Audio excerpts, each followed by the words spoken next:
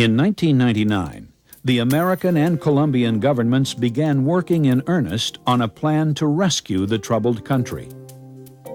In Colombian President Andrés Pastrana, the United States seems to have found a capable and reliable ally. Fortunately, Colombia elected a courageous young president who has decided that fighting is not the proper route. And he was elected in a very strong majority by the Colombian people to bring peace through negotiation. He's begun that process. President Pastrana's peace plan, known as the Plan Colombia, is expected to cost about $7.5 billion over the first 3 years. The Pastrana government wants roughly half of the funding to strengthen and reform the nation's police and military forces. The other half would pay for rural development projects and programs to strengthen Colombia's judicial system. For the first time, what you're hearing from the President of Colombia is a comprehensive plan, not just looking for military aid to fight the narco-traffickers, but for a comprehensive plan to really revitalize the country, to educate uneducated people, to keep people in the rural areas with economic prosperity, to really fight the violations of human rights so that people will trust their government and trust the institutions of government. But the United States has decidedly different priorities in funding Colombia's recovery.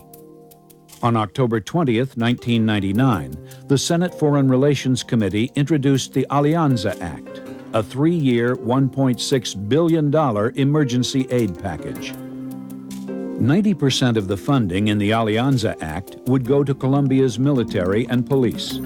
Economic development and social programs would receive less than 10% of U.S. aid. I think what you're seeing in Washington is two dialogues going on. One, a general dialogue with Colombia looking for the well-being of the entire country, and then a group here, pretty much members of Congress that are tied to the military interests, trying to solve the problem solely with military solutions. Supporters of American assistance to Colombia's armed forces argue that military aid is necessary to disrupt the drug trade. The United States already provides weapons, training, intelligence, air support, and about 300 military personnel to assist Colombian counter-drug activities. Still, the firepower of the Colombian military and national police are often no match for the guerrillas, paramilitaries, and criminal organizations involved in the drug trade. They've had 4,000 policemen die in 5 years fighting in the drug war. This is a very tough war. So somewhere along the line, you have to make it a priority to wind up giving them the right equipment at the right time and train them to use it. Supporters of military aid to Colombia also see it as a way to pressure Colombia's rebel forces into a peace agreement. Right now, they're in the driver's seat. They have no reason to settle on Pastrana's terms or in conjunction with Pastrana, let's put it that way. So the object of the exercise of us putting in economic and military aid into this situation is to get parity on the battlefield, so we wind up having these negotiations. But just as important as matching the rebels' firepower is a process which Messing describes as taking the cause away from the guerrillas. Simply put, the Colombian government and armed forces must do more to earn the trust and support of Colombia's poor.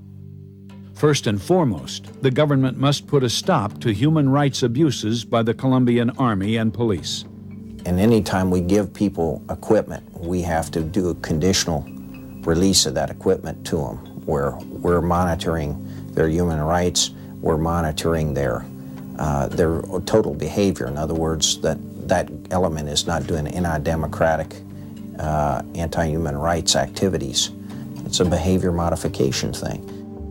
But monitoring the use of American-supplied weapons and equipment in Colombia will be nearly impossible under the Alianza Act. The proposal allows only 1% of U.S. military aid to Colombia to be used to oversee how these weapons and equipment are used. To restore public trust, the government urgently needs to improve Colombia's judicial system. In a country where 28,000 people are murdered each year, 95% of all crimes currently go unpunished.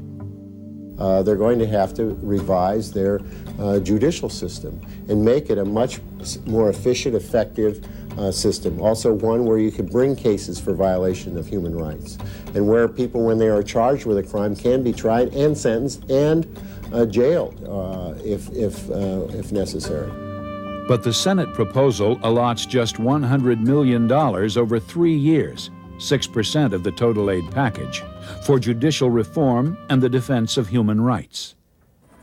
The Alianza Act earmarks $540 million for military support for the eradication of Colombia's coca and poppy plantations. But efforts to wipe out illegal crops continue to meet with resistance, not only from drug traffickers and guerrillas, but from the campesinos who survive by tending the fields.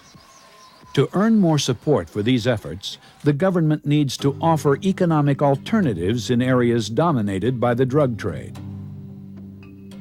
Converting Colombia's coca and poppy fields to other cash crops is expected to cost a total of $4 billion. But the Alianza Act only allows $50 million over 3 years for crop substitution programs. They will be able to increase the attack on the narco-traffickers. But again, with the economy being in such bad shape, as they wipe them out, new ones will replace them, because that's where money can be made. So it's not the war on drugs alone that's going to solve the problem. It's part of it. But without looking at the rest of the package, we're doomed to fail in Colombia.